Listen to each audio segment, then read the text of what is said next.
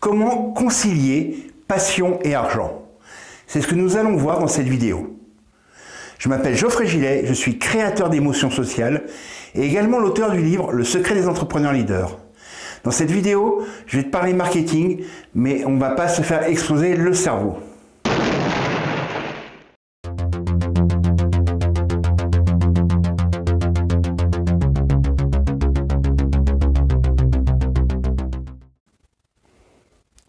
Alors, ces semaines passées en confinement ont été pour moi l'occasion de rencontrer au travers d'appels téléphoniques des dizaines d'entrepreneurs qui exercent leur passion dans des domaines aussi variés que l'immobilier, le MLM, le bien-être, le développement personnel, le yoga, le sport, les assurances, les banques.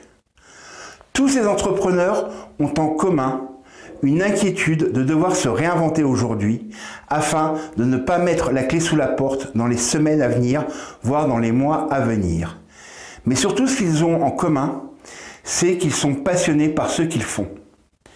Les circonstances actuelles font que l'argent, qui est déjà un sujet assez tabou en France, l'est encore plus aujourd'hui.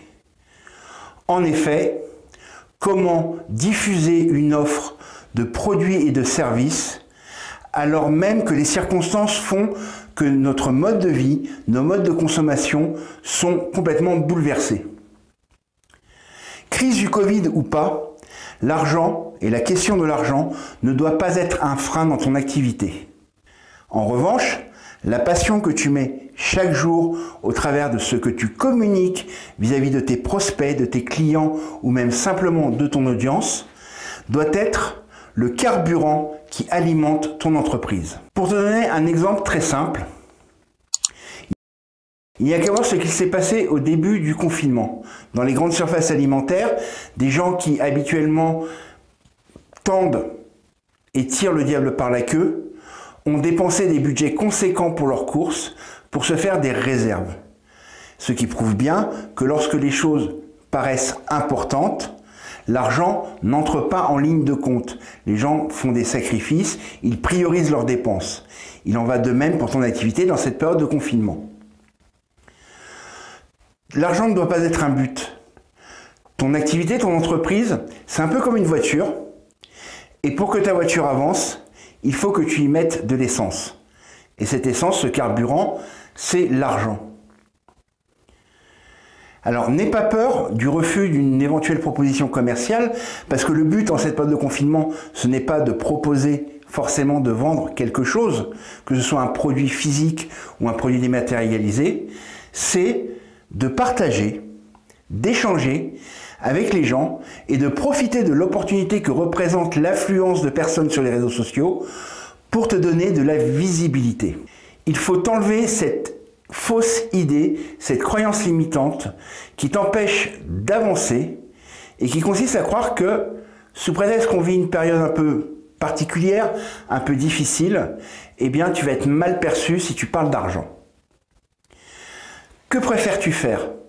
Faire comme énormément de salariés qui bossent 35 heures par semaine pour construire le rêve de leur patron et qui en plus sont dans un job dans lequel ils ne s'éclatent absolument pas et ils passent à côté de leurs rêves et à côté de leur vie, ou bien tenter de faire percevoir tes valeurs, tes convictions, le pourquoi tu fais les choses au travers de communication sur les réseaux sociaux ou sur ton site web si tu en as un ou sur ta chaîne YouTube.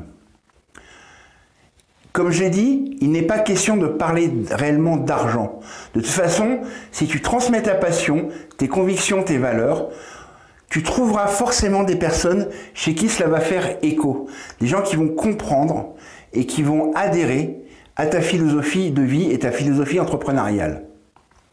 Alors, tu n'es pas obligé de me croire sur parole, hein. Après tout, tu peux te forger ta propre idée. Mais je vais prendre un exemple très simple de ce qui se passe en ce moment sur les réseaux sociaux.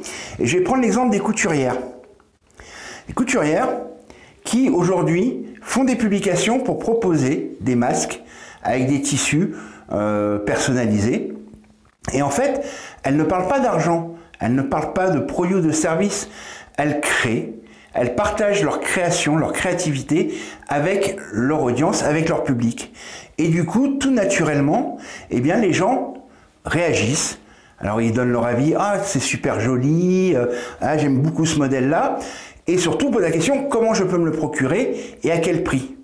Donc vous voyez, ces couturières ne sont pas dans un discours de vente, elles ne sont pas dans un discours de produit, elles ne font que partager leur créativité, et en plus en étant utiles à la population. Beaucoup de révolutions, quel que soit le domaine, qu'il s'agisse d'un domaine économique, sociétal, technologique ou environnemental, toutes ces révolutions n'ont pas été menées à bien par des gens les plus intelligents, par les gens les plus riches ou par les gens les plus célèbres. Toutes ces révolutions ont été menées par des passionnés qui se sont plantés un nombre incalculable de fois, mais qui à chaque fois se sont relevés parce que la passion qu'ils développaient était plus forte que les obstacles qu'ils pouvaient rencontrer. Et c'est assez paradoxal parce que du coup ces gens-là ont connu la notoriété puisqu'ils ont marqué notre monde, et pour certains ils ont même connu la richesse. Donc tu vois, pas besoin de parler d'argent pour réussir à gagner sa vie à partir de sa passion. Alors aujourd'hui tu as deux options. La première qui consiste à te dire, ouais, ce qu'il est en train de me raconter, c'est du bullshit. Moi, de toute façon, je reste persuadé que c'est pas le moment pour moi de faire des propositions de vente. C'est pas pour moi le moment de communiquer, d'échanger avec les autres. Je préfère rester dans ma grotte, tendre le dos et attendre que l'orage passe. Ou alors, tu peux tenter de faire sauter ce blocage que tu peux avoir entre la passion et l'argent et partager, échanger, être présent pour les gens et marquer l'histoire de ton empreinte. Voilà, cette vidéo est désormais terminée. Comme d'habitude, je t'invite à lâcher un pouce bleu, à commenter, à partager cette vidéo à tes amis. Si tu veux recevoir du contenu utile pour ta stratégie marketing, tu trouveras dans la description de cette vidéo un lien pour t'inscrire à la newsletter des leaders. C'était Geoffrey, je te souhaite une bonne journée et on se retrouve jeudi prochain pour un nouveau contenu.